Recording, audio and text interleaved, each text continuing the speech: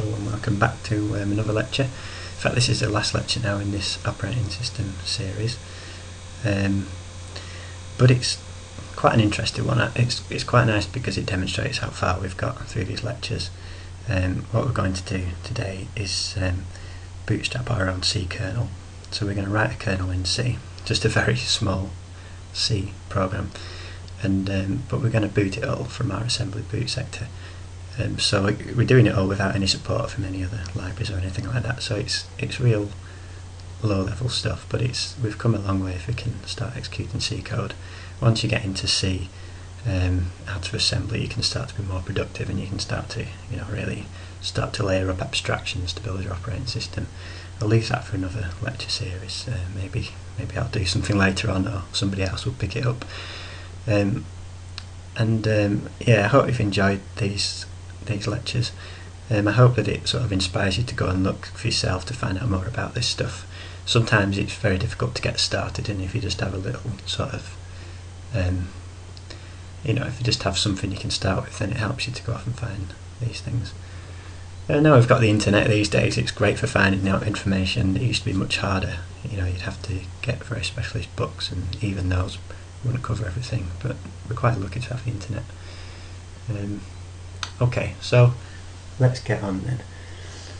So what we're going to look at, bootstrapping a C kernel. So far we've been playing in assembly, and we know now how difficult assembly is. I'm always making mistakes. I forget the syntax. I'm probably writing about, on day to day, I write in about 3 or 4 different languages, and I get them all mixed up. So it's easy to do that, especially in assembly. So we're going to get into C. But before we just go off and try and load a kernel, I want to, like I've done with some of the stuff, I want to explore how the compiler works. What does the compiler generate when we run a C compiler? If we, like we've been doing before, we've been looking at the binary, like in a hex editor and stuff, of our boot sector code we wrote in assembly, and I'm going to do now the same in our C generated code. And I'm just going to build up with some examples of how the compiler generates code in assembly, and it should demystify it a bit. You'll see that the C code is just translated into assembly code, and if we're going to be loading our C kernel, we need to understand how that binary code is laid out in the files. How is it formatted inside the files that the compiler generates. So let's start off then with some examples. Okay, so what we're going to do, well, I'm just going to dive straight in really. I've got some commands here that I've just prepared, and I'm going to explain what they are and why we use them like we do. And it might be a bit overwhelming when you look at all of the commands I've got in here for doing this stuff today, but it's really just a case of you just chain things together, and that's how you create your build chain. I'm purposely not using things like make. So make is a very nice way to script and build, to do like build scripts to build code. But I'm not using it because I want to show all of the individual steps.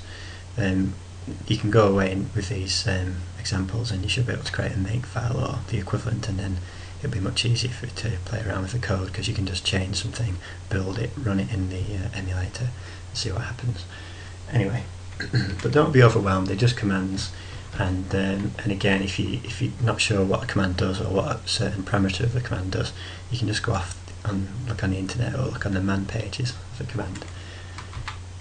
But I'll explain these as I go through them. So what we're going to do first, we're just going to write some C code. Now, I'm not assuming that you've used C before, but you should be familiar with the programming language. And I'm just going to write some C code, compile it, look at what gets generated by the compiler, and then talk about that stuff. And I'll just layer up the examples to demonstrate more things until we've got enough information we need to carry on writing our kernel and booting it. Right. So if we look at here, I'm going to create a C file called functions.c, and in here I'm just going to create a simple function to start with. So So I'll call it function 1, and it's going to do a return 1, 2, 3, 4, A, B, C, D. Now, what have I done then? So I've just defined a function in C. It should look familiar to most people that know any programming language. It's got a return type, an integer, and it's got a name, and it returns a value, which is just a fixed value here. And the reason I've used this value, this distinctive value, is just so that when we look at the binary, we can recognise it in there, just to help us feel our way around the binary. So now I need to compile that. Now, just clear that. When I compile it, I'm going to use this instruction, which I'll explain. So I'm using GCC, which is a popular open source compiler. It supports all kinds of architectures and different configurations, and it can be used for building processes, just normal processes that you run in an operating system, but it can also be used for compiling operating systems. And I'm using some very simple modes to compile my code now. So what I'm doing here is basically I'm calling GCC, and the input file is functions.c, which is where I just declared that function, and the output file is functions.o. And when you see a .o file, that's an object file.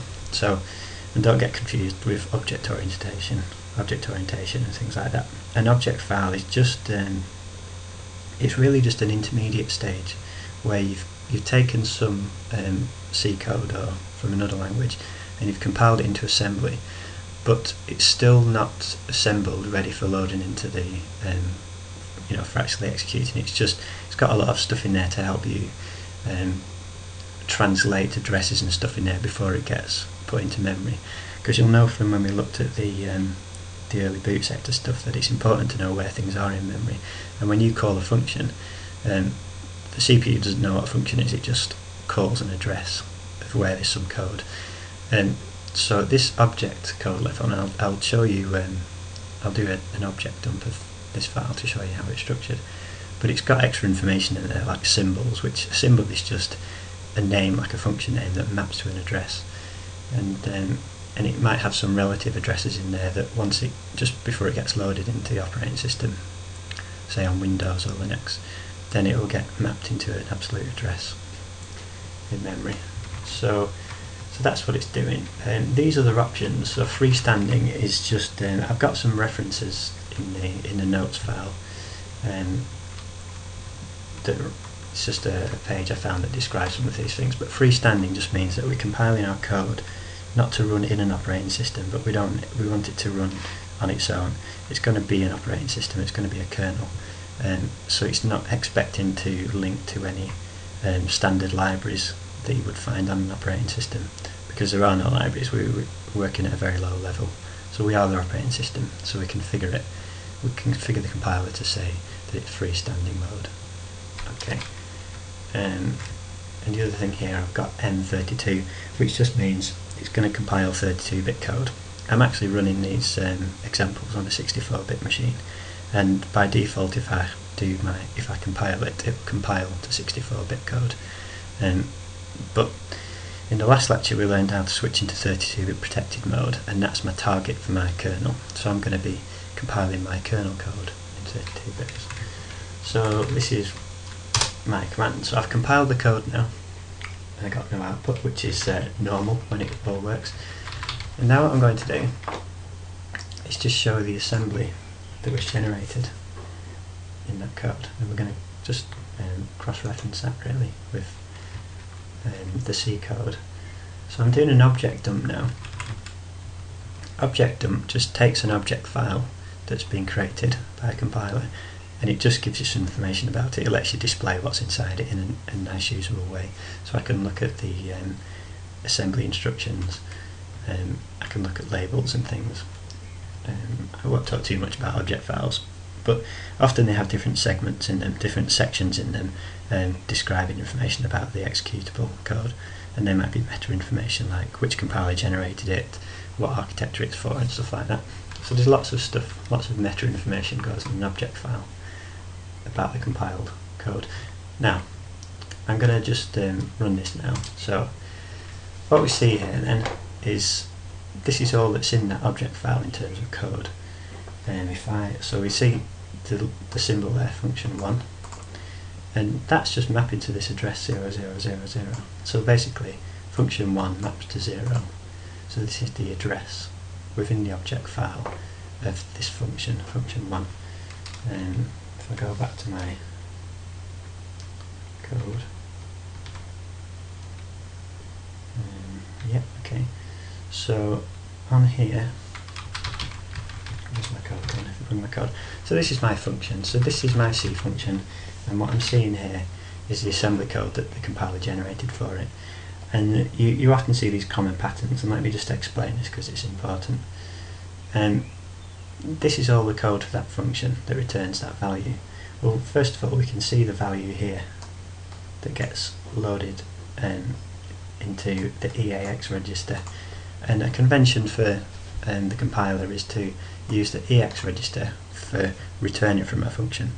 So once a function's been called, the place that called it will check the EAX register to see if there was value returned, and here it's just storing this integer into that EAX register. Remember, the CPU's got no concept of functions, it's just addresses, and and the way it passes arguments to them is on the stack and through registers. Okay, so first of all, these two lines here, so push EBP, this is just saying take the current stack base pointer and push it onto the stack. It means that we're going to be changing the stack base pointer, and we want to be able to restore it later. Okay, when we've when we've modified some, we've created our own stack inside our function. It's called a stack frame, and it's used for local variables, which we'll see in a minute, and also for referencing arguments that are passed into the stack, into the function. So we see this, so it's push EBP, we store the EBP pointer, and then we store the we update the base pointer of the stack to the current top of the stack. So what that means effectively is that we're just taking the original stack before the function was called, and we're remembering where the base pointer was for the stack, but then so we push that onto the stack, and then we update the base pointer to the top of the stack. So we've got an empty stack again now, and you'll see when we create local variables, we'll increase the top of the stack within our function to put stuff in there, and then once the function returns, we'll restore the original caller stack. Like I said in another lecture on calling functions, it's important that we don't have any strange side effects for the caller once they call the function. So when the function returns, everything, the registers and the stack, unless it's some special case, should all be back in the state they were before it was called. So that's what we do. We create our stack, and then we restore it again before we return. That'll be clearer when we look at a more involved example. And then what do we do at the end before we return? We just pop the original base pointer from the stack that we pushed on back into the base pointer register. So we've restored the base pointer again of the caller stack, and then we call return. And the return function, well, we've looked at that before, haven't we? That just restores the it takes the instruction pointer that was stored on the stack by the call opcode, and then it starts execution of that instruction pointer again. So that's the code for this function. Okay, now let's just update it a bit. If I create an integer like x, if I say int x equals 2, so in my high level language what I'm doing is I'm creating a local variable inside this function that I use for storing things inside the function. Outside of the function it's not going to be used, and we'll see when I compile this one. So if I recompile that code and then do an object dump, we'll see the updated code now. So again, the start looks similar, it establishes the stack, but then it does this thing here, this sub ESP 10.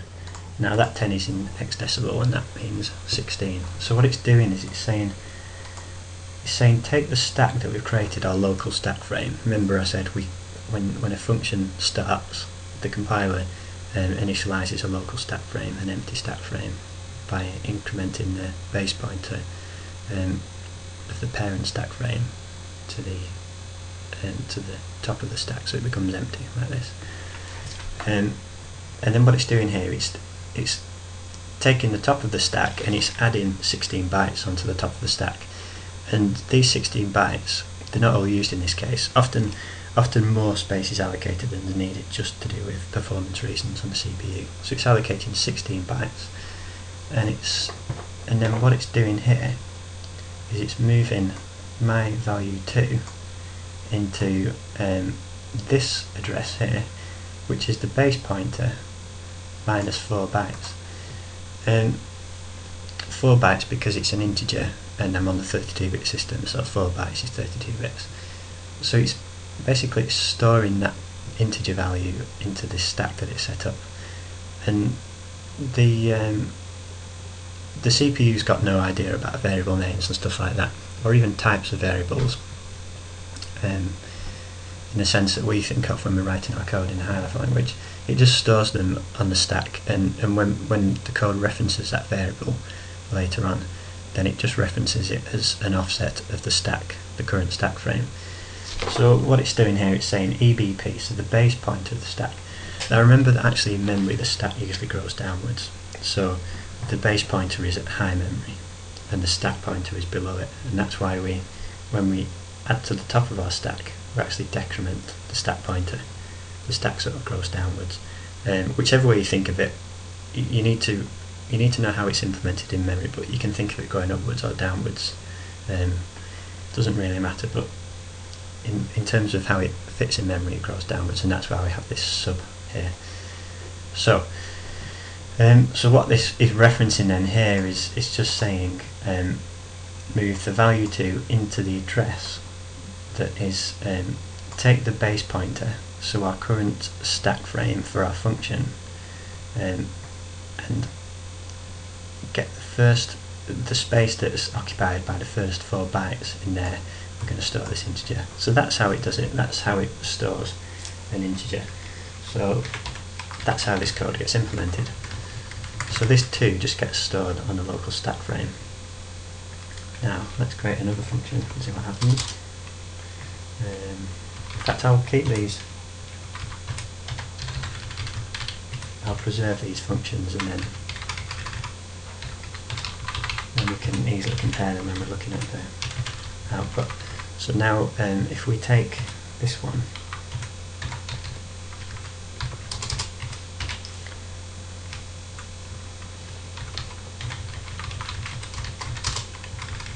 and so we've got x equals 2, and now let's suppose that we do int y equals x.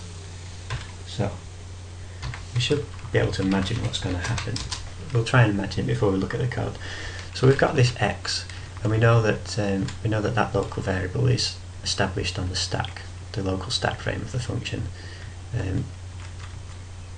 In terms of assembly, that's how the compiler realizes these local variables. And then we take another local variable, so we're assigning some more local space, and we're copying the value in x into y. So we should see how, for example, x is referenced in assembly when it does that copy. And we won't see any x's in the assembly because assembly doesn't care about variable names. Okay, let me just put that in the top. So now we've got this function 3. So what does it do? It looks the same as this one initially, so it's still setting up, it's allocating 16 bytes on the top of the stack for the function, so in the local stack frame.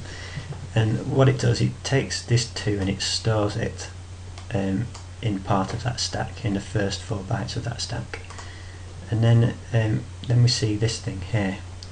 So then what it does is it takes the contents of EBP minus 4, which this address is x.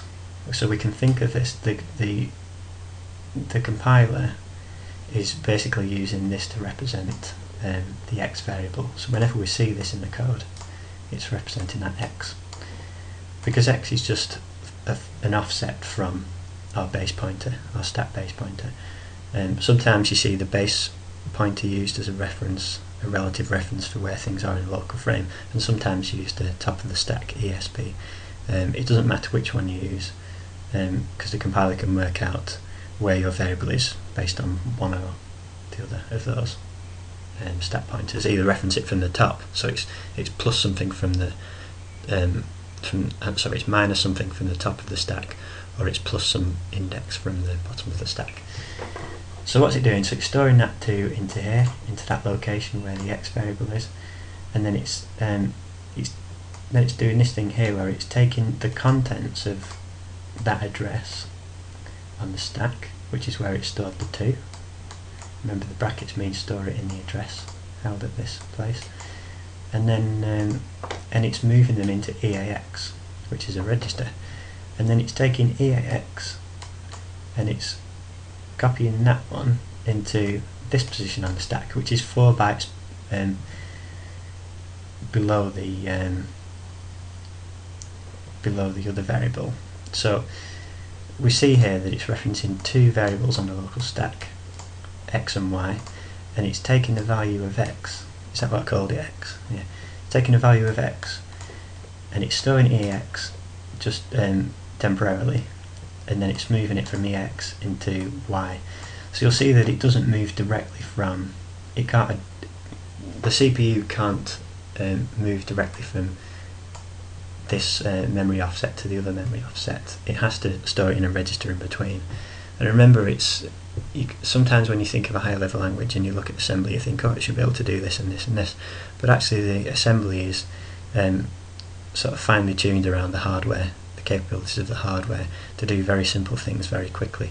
And that's why often when you're doing something you have to move a value into a register and then move it into another location in memory. So you can't move it directly between the spaces on the stack. And besides, the stack is actually implemented in memory and the registers are implemented in sort of very fast local CPU memory. So they're very different how they're handled. So that's how that works. So we see then that go back here. So we see that 2 gets stored in x, and then the value inside x gets stored in y, and then we return that value. Now let's look at another example of a function. If I do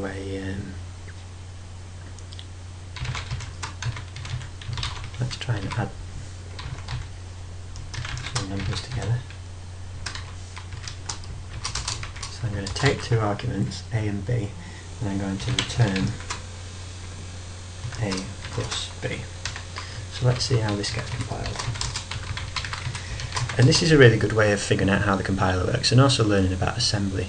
And also, if you change certain options on the compiler, like to optimize code, you'll see different instructions get used, and sometimes the assembly instructions get flipped around so that they seem to be in the wrong order. And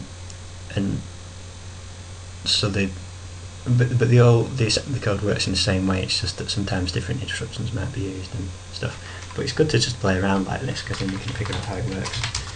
You can't always find the information that you want in documentation, and sometimes you just have to try it and see what happens. So let's see what this does. So it's called add.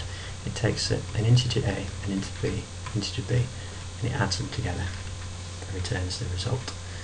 So let's just, before we look at the code, let's guess what's going to happen.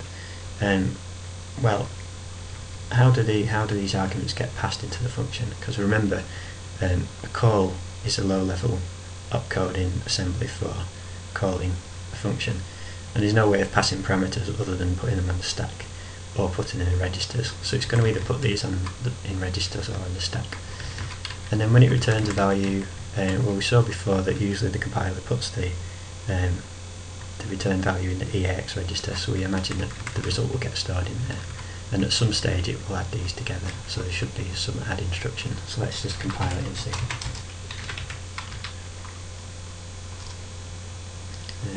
What I'm going to do, I forgot to compile it. So we compile it, then we render it. So this is my add function. So let's have a look what it does. So it sets up its stack, Now in this case we see that although it's set up its stack here, it's not actually used the stack, it's just done this thing here. Something the compiler usually does, it usually sets up the stack even if it's not used. I mean the local stack frame. So there's no, in this function, there are no local variables in this function, there are only arguments that get passed in, and then it just returns the result here. So there's no local variables, which is why we don't see anything on the stack in this case. So what it does then, it uses these two references here, which actually reference the arguments A and B. Now you'll see here that a telltale that these are arguments is that it's the base pointer of the stack frame plus an offset. And we'll see for local variables, like we saw before, that we see a minus. And it's just because I've got a picture of this somewhere. It's because the stack base pointer, it's because the caller puts the arguments onto their stack frame, and then when the function is called, it sets up its own stack frame, it updates its base pointer. So anything that the caller put there is going to be outside of our local stack frame. It's going to be below our stack base pointer. But things in our own frame are going to be above our base pointer. But remember also that stack's upside down, so in terms of the actual offsets, it's, when we say above the base pointer, it means below it in memory. It does get confusing, but that's how it works. So so this is the code that it generated. Let me just find you a diagram of that I found on the web. I'm not sure who made this. It was just a simple, I thought it was a simple picture. Okay, so this is just showing what the stack looks like. So we see that on the stack we have the base pointer. We have this is the base pointer of the parent stack that we store when our function's called, so that we can recover the stack frame. And then we'll see that we've got the arguments above the stack frame. I mean, they're sort of outside of our stack frame, and we've got the local functions, local variables inside our stack frame. So that's, you can see that using the offsets here, plus and minus above and below the base pointer. So that's how the stack looks. Let's go back to our function. So this one, yeah. So there's our assembly. So it's referencing the arguments here. So it's saying take the argument, the integer value that's stored at this offset above the base pointer in memory, and take the other argument that's stored at that address. So C is 4 bytes higher than 8, which is right because these are integers and they're 4 bytes wide. And then you'll see here, so it loads those arguments into these registers EAX and EDX. It doesn't matter which registers it uses, the compiler just has to use whichever ones are available, because it's only got a finite number of registers, and if it needs to do too much stuff, then it's probably going to start pushing things on the stack and stuff. You've got to make the most use of your registers. And then it takes the values that were taken from those arguments, and it just calls add on them and adds them. And conveniently, EX is also the return, the register that's used for returning values from a function. So because we add EDX into EAX, then you don't need to copy into EAX again. The result will already be in there. It will be there to be returned. So it returns a value added. So you can see that how the compiler is generating disassembly from the C code that we write. I'll just look at a few more examples, then we'll get on to booting our code. We've also got to process these a little bit more. We've got to link them. I'll explain that in a minute. So let's just try something else. So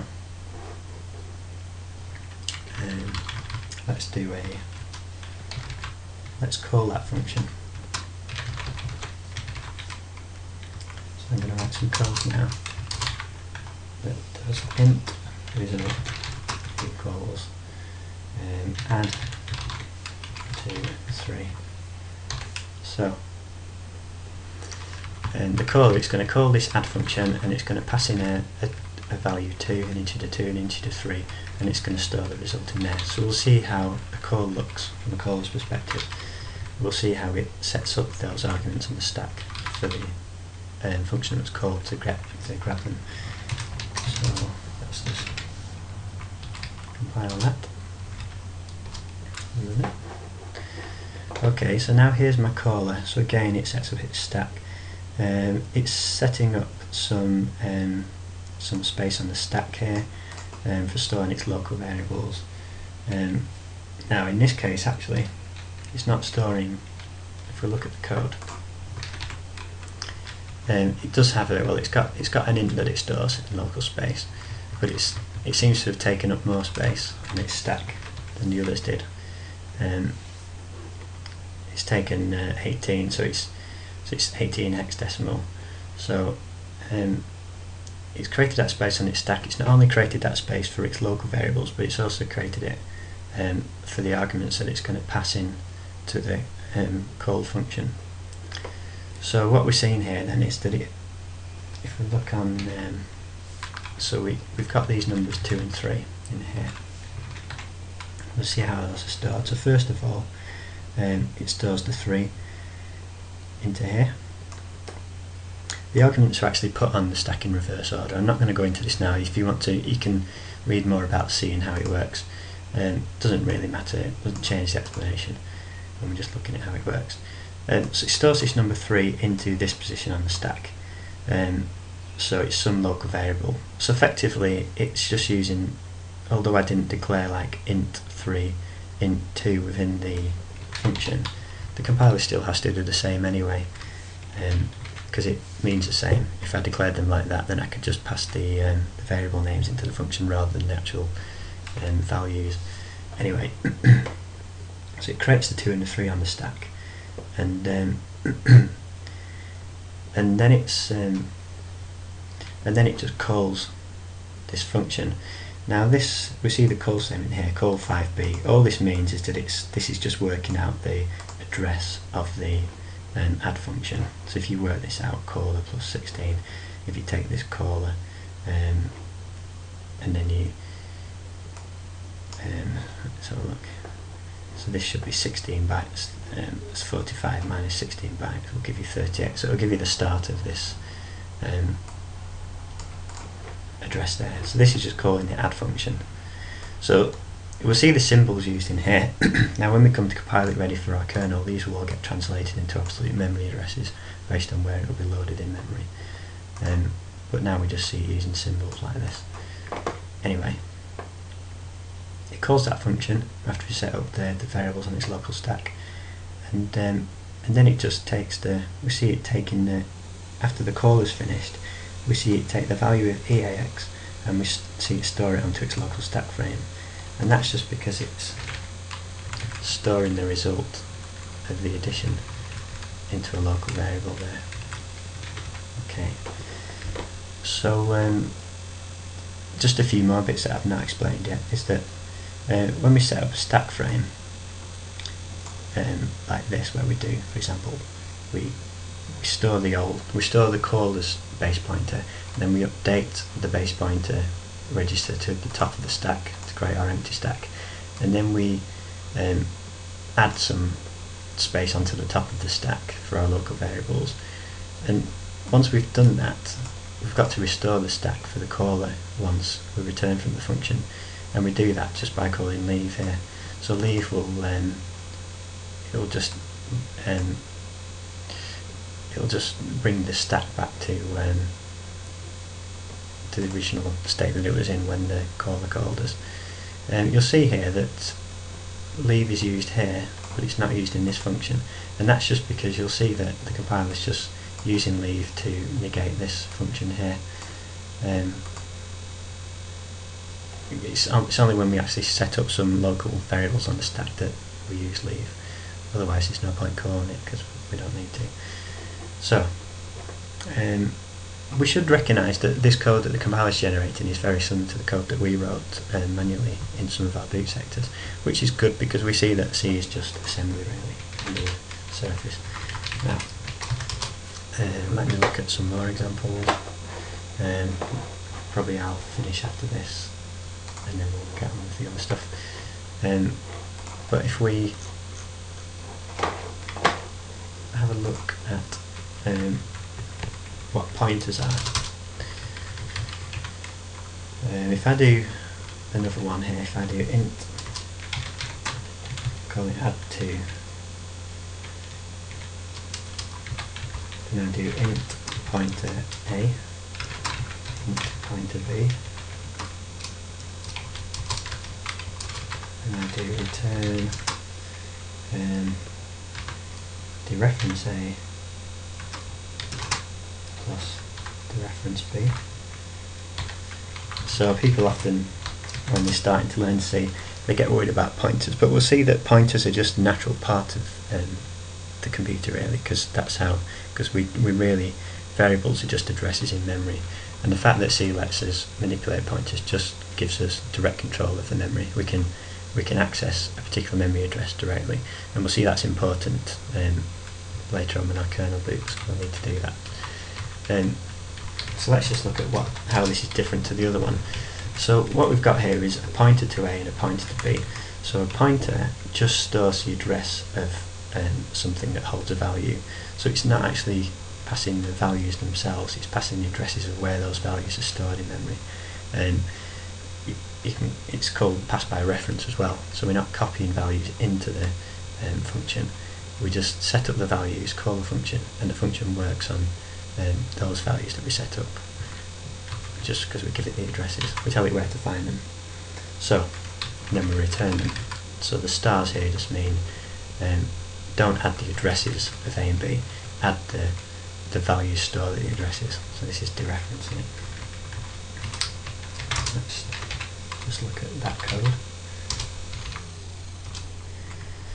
So this is our add2. So if we look at our add, so this is our add1 that just does without pointers, and this is our add2.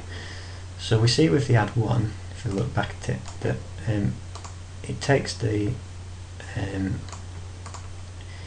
values that it adds in EAX and EDX are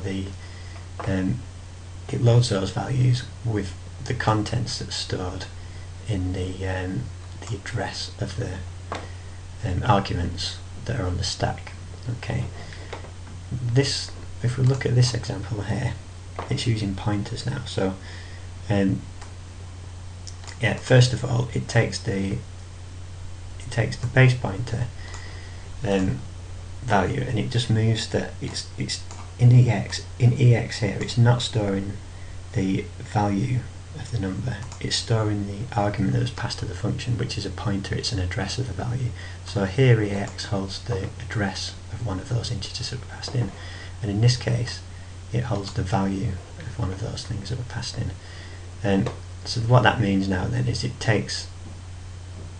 has to dereference it now. So it's going to do the addition, not of the addresses that are stored in here. It's going to take the contents of that address, so using the brackets here, and it's going to store that in EDX. So EDX should now hold the value of one of those integers. And we'll see it does the same here for the other integer. It's exactly the same. So now we've got that EDX holds one of the values and EX holds one of the values, and then it adds them together just in the same way it did then. And so you see that there's some extra commands here, and that's just because it's got to dereference those integers. So that's how a pointer looks. Really, this is quite natural in assembly when you look at the use of addresses, because that's all you deal with. You don't have variables, you just have addresses. So you kind of remember where things are stored, either in reference to the stack or in reference to memory. And that's how pointers work in C. Have a play around with that. Really, it's one of those things again where you can. It doesn't always sink in at first, but if you just go through some examples like this and use similar commands to what I used there, and look at the assembly that's generated, and just play around with different C code, and you'll see how the C code gets implemented. Now the important part for us is that we're going to be creating our C code, and we want to know what the compiler generates. So at the moment, when I do this compile thing here. I'm actually, if I can clear my screen, I'm creating this object file. Now, I can't take this object file and load that directly into memory, because it's not just a binary file, it's not just got code in it, it's got loads of metadata for linking it with other things and for describing the architecture and stuff. And for my kernel, I don't want any of that stuff, I just want the raw code that was written, or any data that's in there, any constant data. So I need to process it a bit more. So what I need to do now is I've created my, let's start to work on my kernel now. So if I, in a similar way, I'm going to go working, let's call it kernel1.c. So this is like my kernel file. I'm just going to create a function called main, and I'll call it entry. So this is where we enter the kernel. And in there, let me just do, just so I can see the actual code, let me do int I equals x 1 2 3 4 a b c d. Okay. Now what I want to do is compile my kernel code, just like I did those example functions. Kernel1.o. So I've created the object file now. I should be able to do an object. I can do an object dump. So this is my kernel code that I just wrote. And my goal of this whole thing is to take this code that I've compiled and with my assembly code, my boot sector code, load it in from the disk, and then start code executing inside here. And then once I've done that, once I've passed control into the C code, it's easy for me then to start creating my operating system in a high level language using all the abstraction that C gives me rather than assembly. So this is what I want to do. So let's have a look. So this is our code. It's just a very simple function, but we'll see that if I it's always good to use your hex editor. If I get a hex editor on this object file that I just compiled, what I'll see is that although this is the only code in there, so this is all I'm interested in actually executing when I boot it, my operating system. Although it's only got that code in there, but if you look at all of this stuff, the file is full of metadata and stuff, and you see there's mentions of ELF, which is an executable file format. It's got metadata in there, it's got some symbols in there like entry for my function name, so it's got a lot of stuff in there. So this isn't just a raw binary opcodes that I can execute in the CPU. This is more something that that we would take and translate into a binary, which is what I'm going to show now. So what I need to do now, if I close that, is take my, let's do this.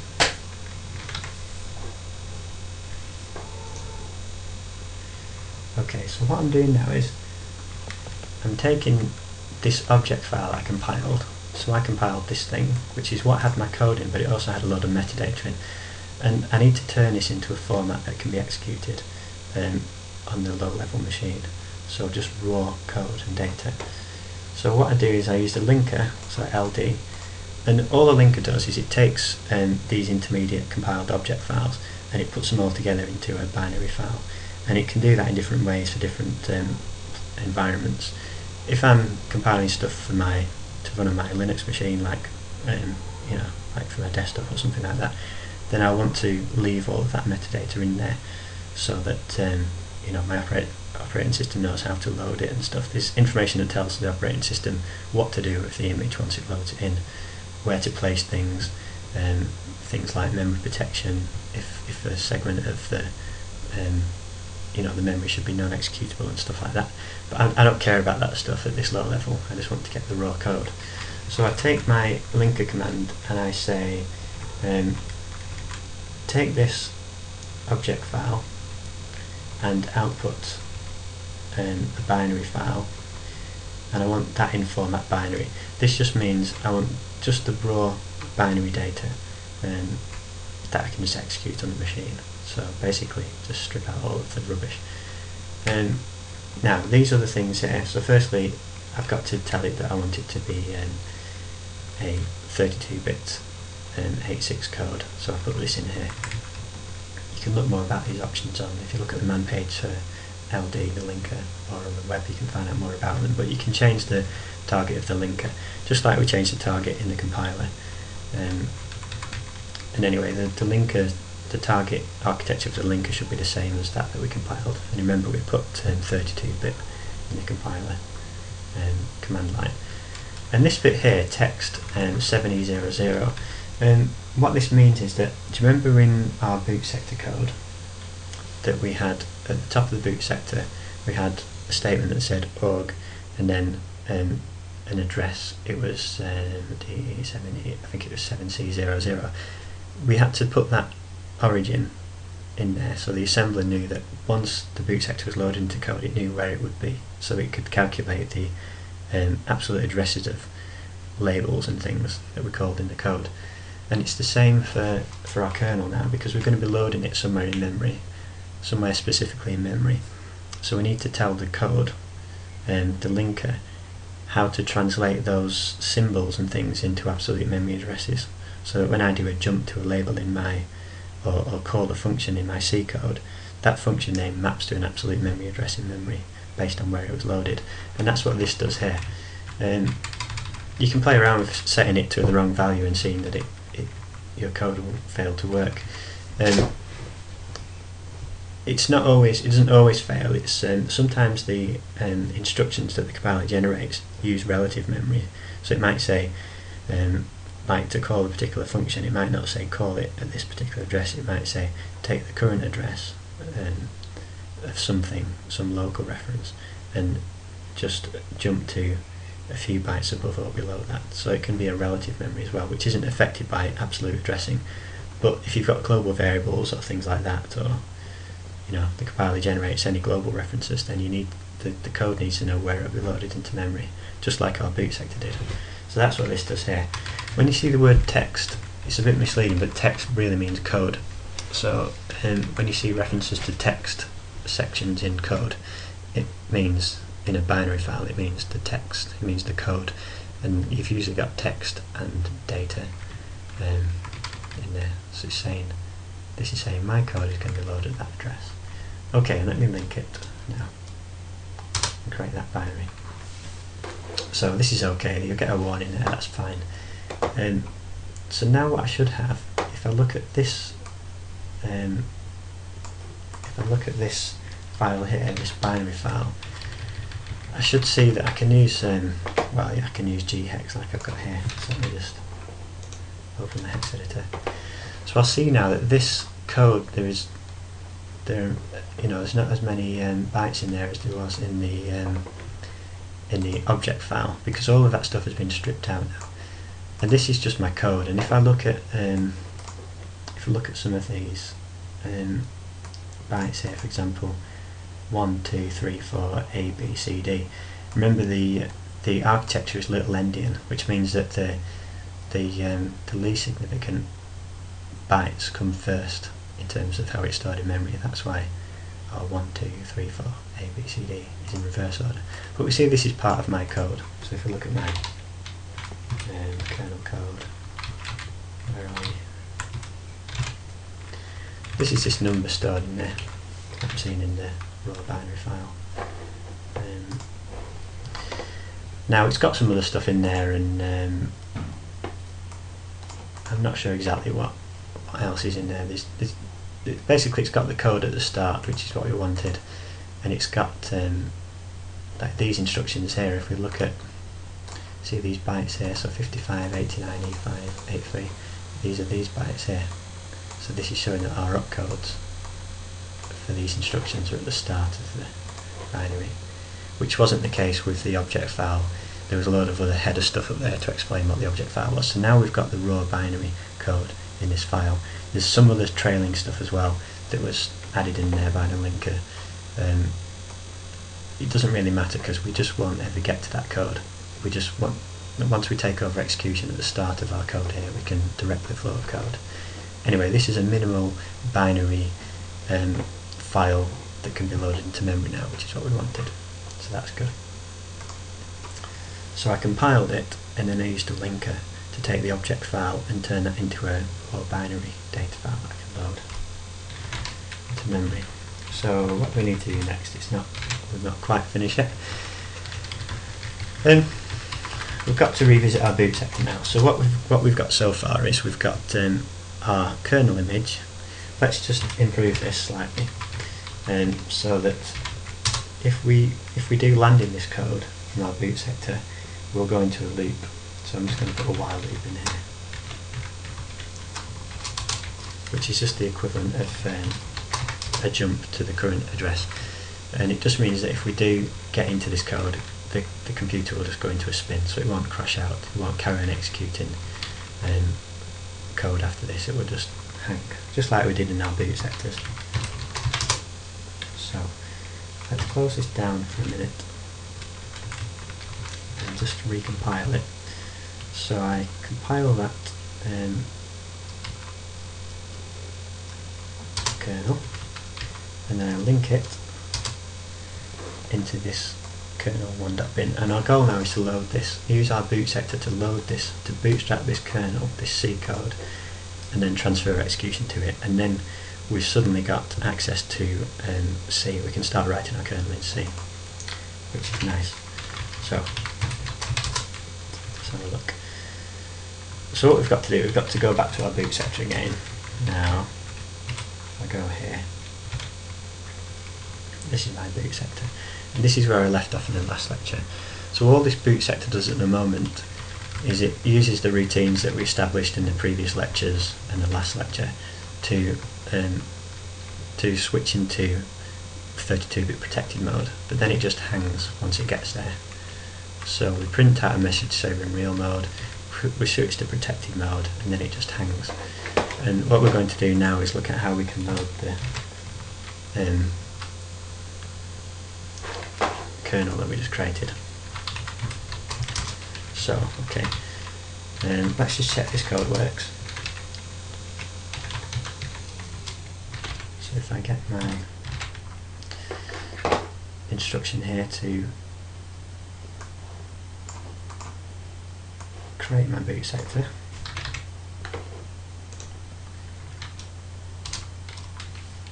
what I also want to do is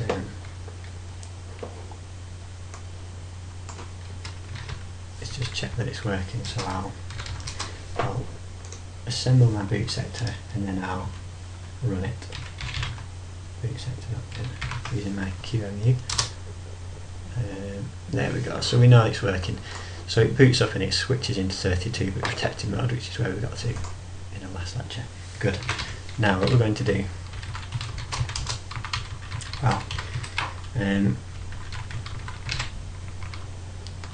so we're going to load our kernel. First of all, let's just print some more messages out. So let's just add a message down here, just to say what we're doing.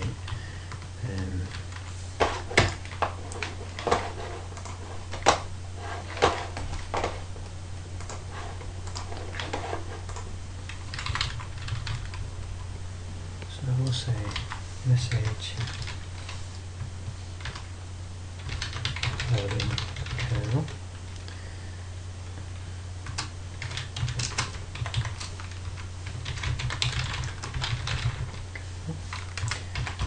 Okay. Loading kernel from disk. So that's what we're doing. Remember in an earlier lecture we looked at how to load stuff from a disk. Now, the first thing that we can do is, let me print this message out. So,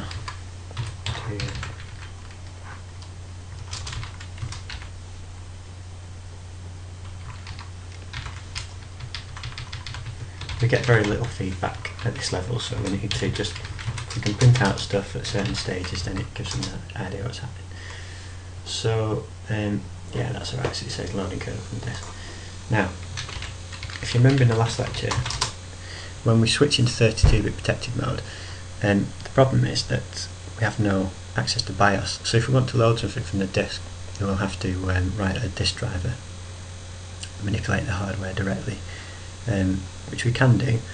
Although a trick is to load the data before we switch into protected mode to where we want it, so that when we're in protected mode it's already there and we can jump into it.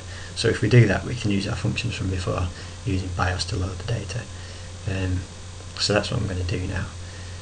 So once you've loaded, so you can do things like little tricks like this so that it's easier to get into your C code, into your 32-bit protected mode. Then once in C, you can start to, it becomes more realistic to write, a piece of complex driver to access the disk or something like that. Whereas if we try and do too much in assembly in this early boot process, then it's more complicated for us. And that's why often you have stages of booting, which is the definition of bootstrapping. You start with something simple, and then that builds, it sort of introduces something else, and then that introduces something else, and you just build it up. So we're going to load our kernel. Now what we can do is we've got to think about what's happening here, because when BIOS loaded our code, it loaded just one sector into memory, our boot sector. That's all it loads from the disk, the first sector. So our kernel, we're going to prepare the disk so that our kernel occupies the next few sectors of the disk, and we're going to, and our boot sector is going to load the next few sectors from the disk. And a convenient place to put them for now is just right after our boot sector in memory, so that we can easily jump into that code using labels. I'll show you, I'll explain that, but we know that our boot sector code loaded at this address in memory, 7C00. So the next sector, the address of the next sector is 7E00. So that's 7C00 at 512 bytes, which gives you 7E00. And that's where we're going to load the kernel to, and then we're going to jump into it.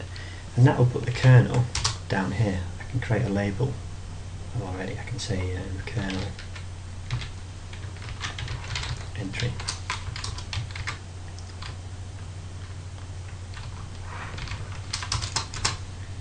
So kernel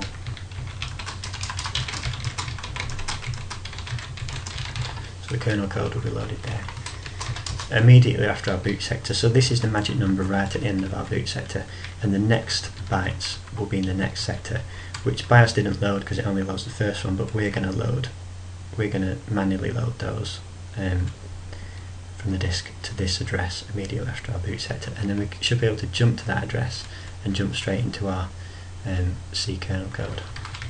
So it's just a nice way of doing it. So what we can say then, this address actually, kernel entry, will be, I'll say where we load it. So loading kernel from disk to address OX7E00. That's where it will get to. That will be that's what this label will refer to. Okay, so that's good. So we've got to load our kernel now, so we can use that function that we created before. And I'll just show you the code of that. So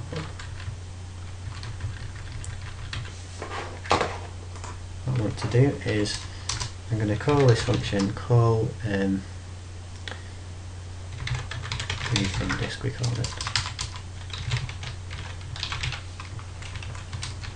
So you can see how just in the last lectures we built up these functions, like for printing strings, for switching to protected mode, and for reading, using BIOS to read sectors from a disk, and we can start to use them all now. So I'm going to call this function, but before I call this I need to pass some arguments to it. If we look at this function here, I've just slightly modified it for this example.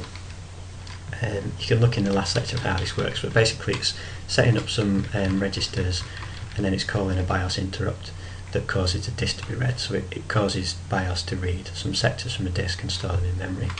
And I've commented out some of the parameters to BIOS so that we can pass them into the function manually. So one of them is the number of sectors to read.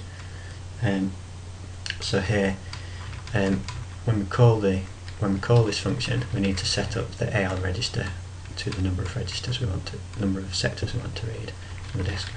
And also I've commented out BX here, which points to the address to load it to. So we've got to pass that in. So BX and AL we need to pass in here. So if I go, how many sectors we want to read to AL, I'm going to put 9 because it's, when I was playing with this, 9 is the most we can read without switching to a different cylinder on the disk. I won't go into all of that now, but we're going to load the first, well, the next 9 sectors after the boot sector. And then we want to say where they're stored. Where do we want BIOS to load them to? We're going to load them to kernel entry. Yep. So we store kernel entry now. This kernel entry, because I've organised my code like this label here will be immediately after my boot sector. So this will also reference the address that we're loading kernel to, 0x7E00.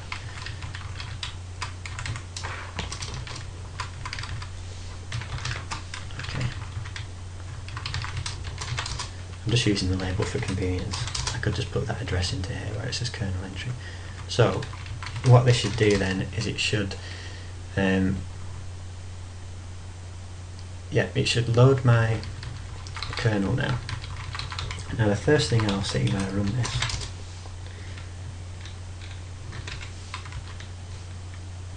just to go over that again. Sorry to repeat stuff, but sometimes I need to. It doesn't always sink in. So what I'm doing is I've booted my boot sector's booted. BIOS loaded my boot sector into memory. I printed some strings to say what I'm doing. I started in real mode. Before I switch to protected mode here, I'm going to make use of BIOS before BIOS becomes completely useless. I'm going to use it to read 9 sectors following the boot sector that was stored on my disk from the disk into memory to this address.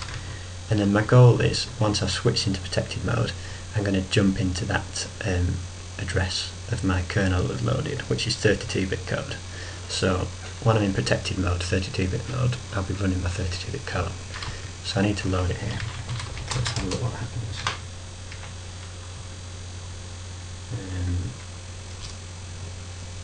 Okay. Now you'll see here, if you look here, there was an error reading the disk. It printed that message in my disk routine to check when there was an error. And this is because I've not actually prepared my image with my kernel. So far what I've done is I've compiled my boot sector and I'm running my boot sector in QEMU.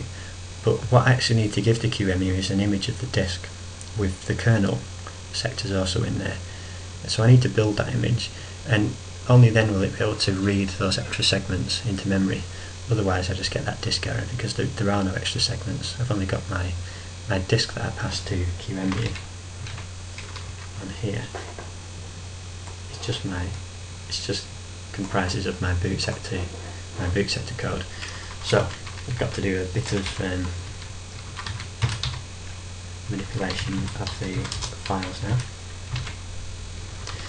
So what we've got to do, we've got to build our disk image. So first of all we need to assemble our boot sector. I've done that.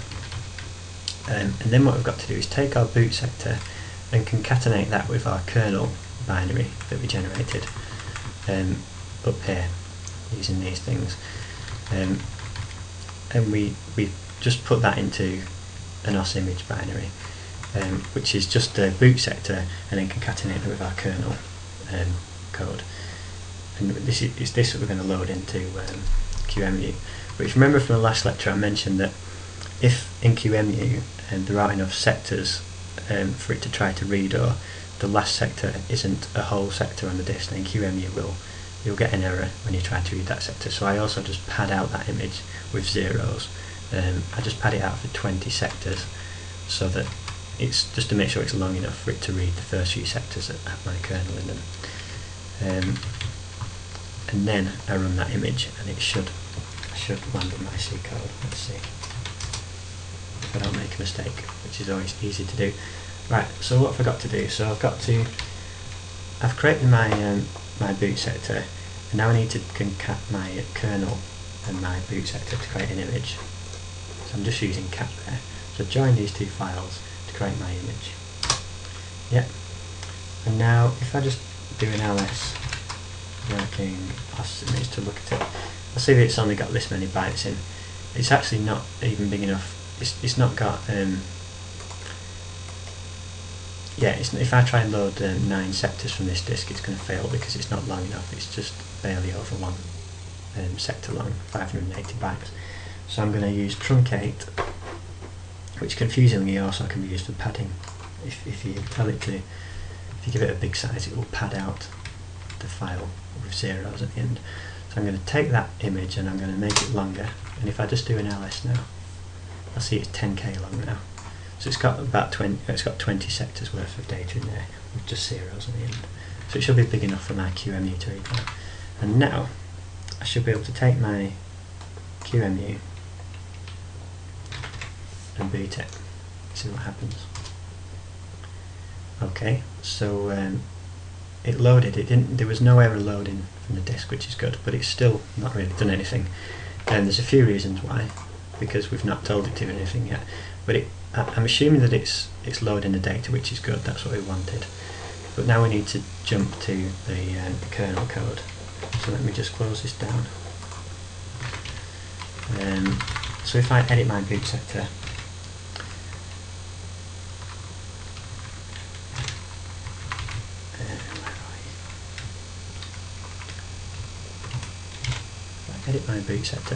so what I've got so far, I've loaded my kernel code into here immediately after my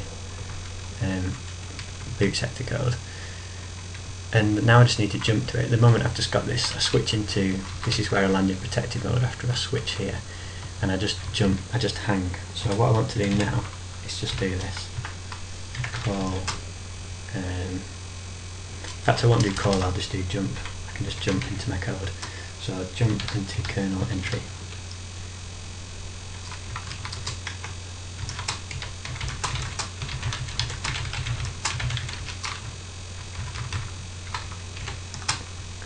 And then I should land in my kernel code then. Which once loaded I should start executing in that first function, the kernel entry function. Let's just see if that works. Now, I said make was a good idea, so when you're doing this you should probably make yourself a make file, but for now let's just move it out of the way.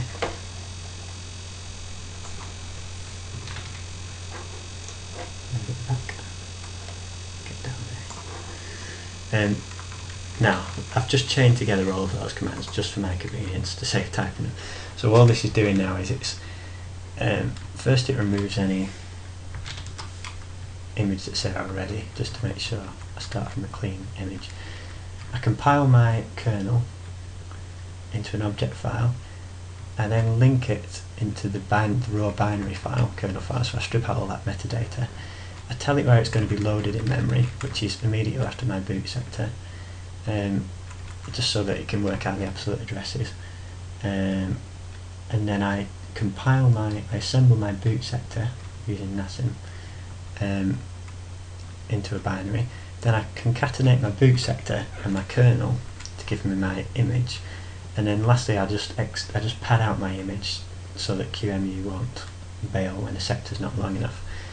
And then I run my QEMU, my machine simulator emulator, with this OS image, so the combined boot sector and kernel, which represents the disk, the virtual disk that the emulator sees. So it's going to should be able to read the sectors from this now. So let's just see what happens.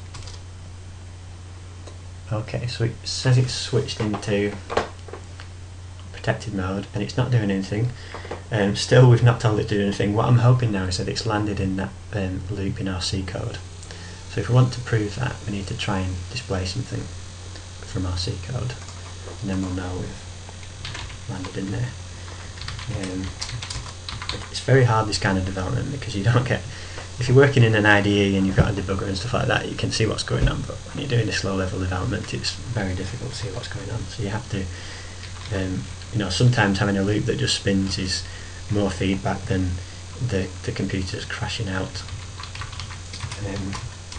So it didn't crash out, it hung, it seemed to hang in a loop, and the loop that it should have hung in should be my C code loop, but let's just have a look. Let's try and prove that. If I go to my kernel code here, and what I'm going to do now is, if you remember, let's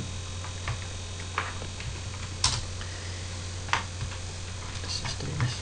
If you remember before, in the last lecture, I said that we can't use BIOS to print characters to screen now, but we can print them directly to memory. And what I can do is, if I define a character pointer and call it p video memory, and I say that equals, I've got to cast it,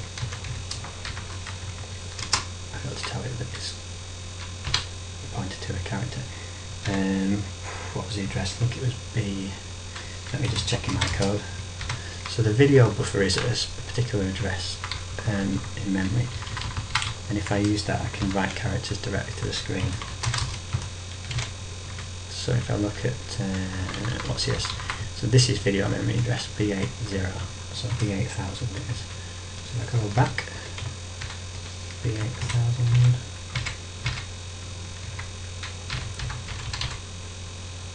So this is the address in memory. So I want to write a character to that. I'm going to write something. I'm going to say at that address in memory, I want to store a exclamation mark. Now, what should happen is I should see that exclamation mark, and then it should hang, and then I know that this C code is executed, and then I know that I've bootstrapped my C code from my boot sector, and then I can start writing my kernel in C. I can build it up. Let's just have a look.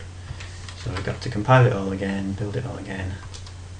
Ah, there she is. See that little tiny exclamation mark? That's my C kernel running. So now I can start to write in a higher level language.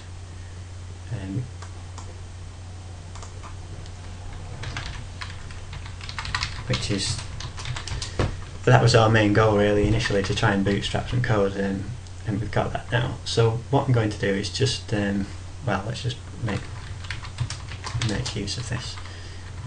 I can, a nice trick that I can do is, because I jump into the very first code in this binary for my kernel file, which is this function here, it's the first function, I'll just use this as a trampoline to jump into a main function. So I'm going to create a main function down here called, let's call it kmain, kernel main,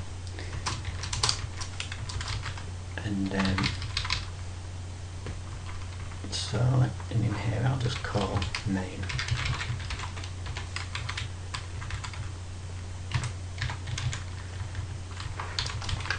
So it means I can put my kernel main function wherever, and this trampoline function, the first function, will always ensure that we jump into this code here.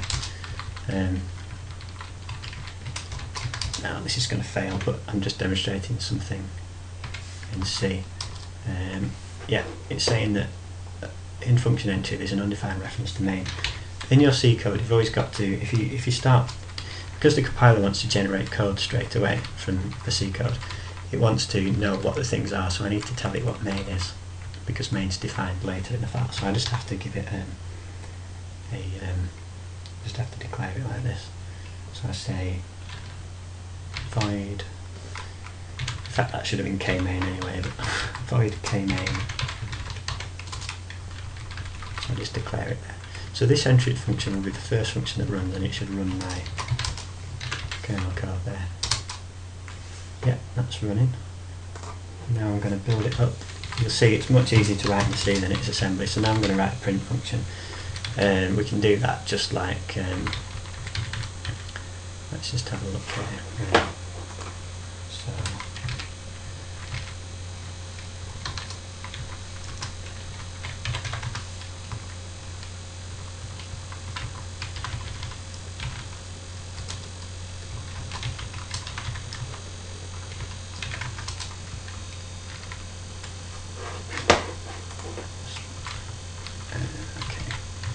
What I can do, find a print function, takes a string which is pointed to char message,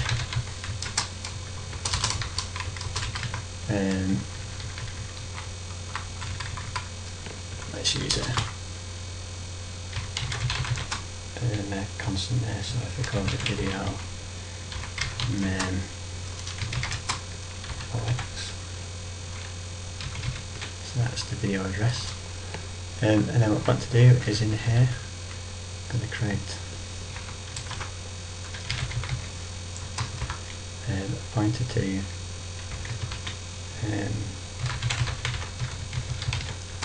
our video buffer which points to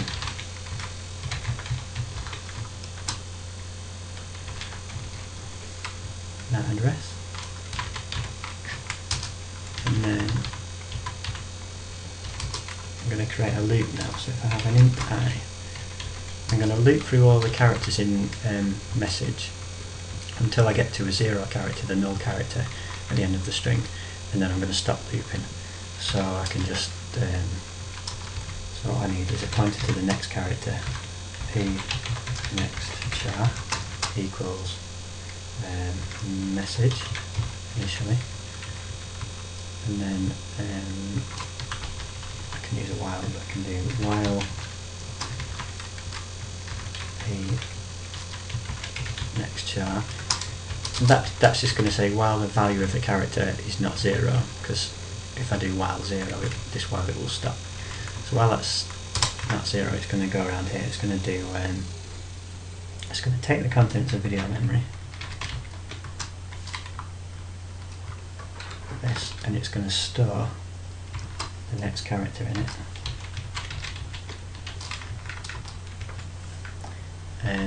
and then what we've got to do is increment the next character, the pointer to the next character, the address. So we can do plus plus,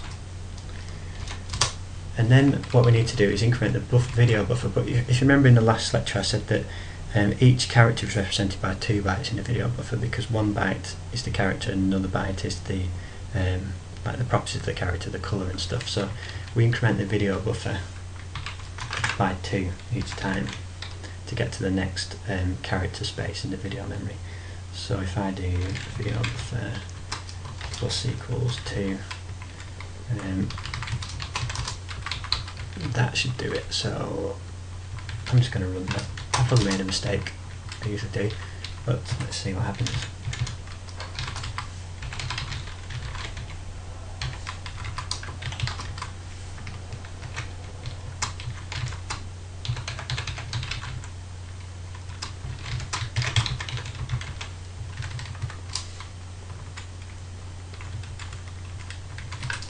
So put a message in there, let's see if this works. Have we not made any obvious mistakes? Looks alright. Looks alright. Hey, there we go. We are executing in our kernel code. Good. So, what can we do? Oh, let me just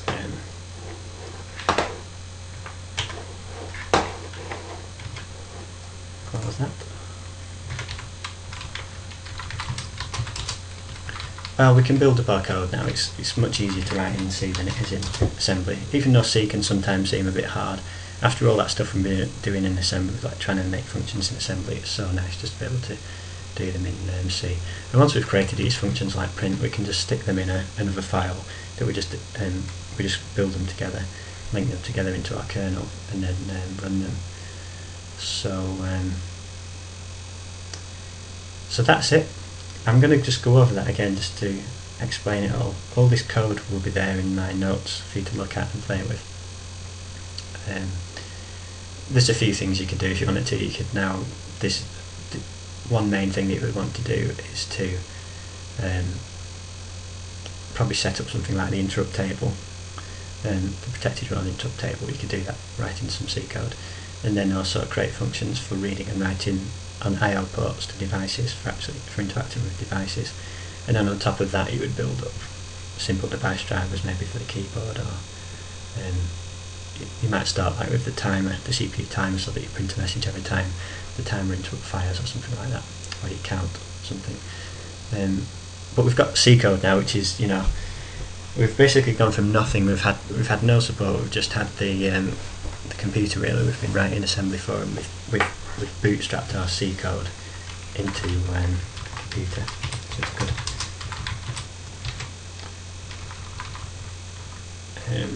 I'm just going to go through these again now.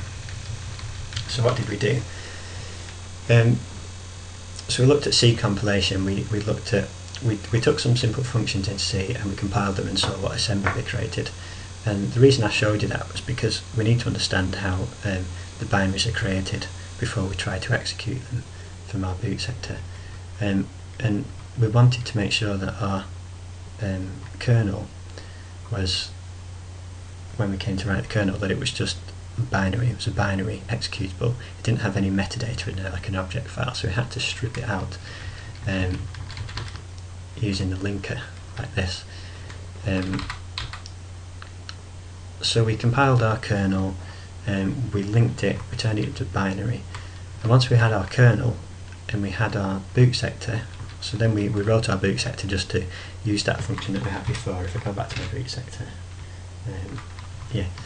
so our boot sector, what it does, it starts in real mode, it prints a message to say it's loading the kernel, and then it calls this function that we created in an earlier lecture to read from disk, and it reads 9 sectors from the disk, which we prepare our kernel image to concatenate the boot sector and then our kernel sectors from the compiled kernel binary.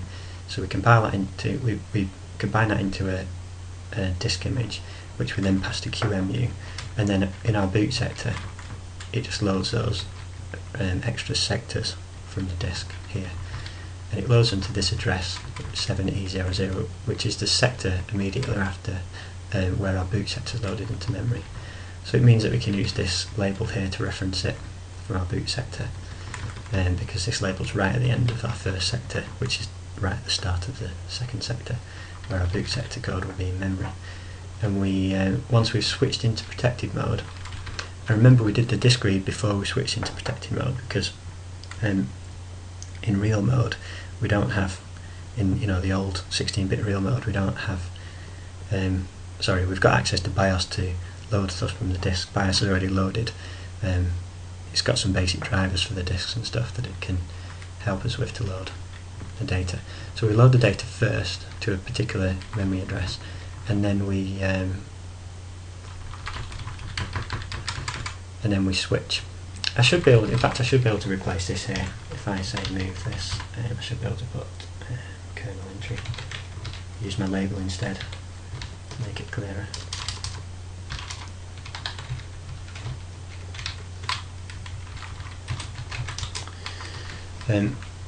So we switch to protected mode, and once we make the switch over, we looked at that in the last lecture, I land here in 32-bit protected mode, and I just print a message to say I'm in protected mode, and then I jump to kernel entry. So this label will refer to this address in memory, which will be calculated by NASIM as the origin of where the NASIM code loads, the boot sector code loads, plus 512 bytes. Because our boot sector is exactly 512 bytes long, so this is where the kernel will be loaded into memory. And we just jump to it, and in our kernel code,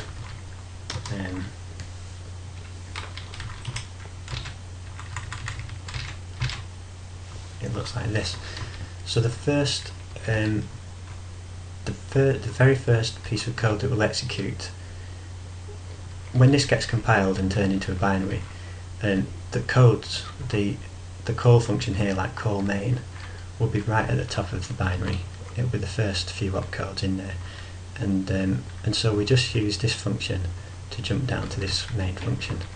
It just means we can move this main function around and we always land in it. So this is like a trampoline, I suppose, bounces us into here, and then we just hang after we've printed a message. And we can just define functions then to do things like print messages and stuff like that. So we've executed code in C that we booted, low level code, so we had no operating system, we had no libraries, we just created our boot sector and then created our C code and executed it.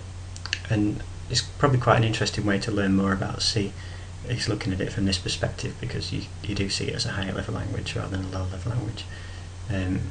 And you can really see how things like pointers work. Like for example, how I'm using pointers here to directly access a particular memory region, the video buffer, to print a string to video. You'll notice that if I put like /n in there, it's not going to give me a new line, because it's not got, that stuff that you have to write at this level. You just write into a particular coordinate on the screen. You'd have to manage all of your screen scrolling and stuff like that yourself. But there you go. So thank you very much. I hope you find the stuff useful, and maybe I'll look at some more stuff later on. There's lots of stuff you can do next. You could look at device drivers and stuff like that. Have a good read at the Intel Developer Manual. Look at the OSDEV wiki page. It's very good, and just play around really. So thank you very much.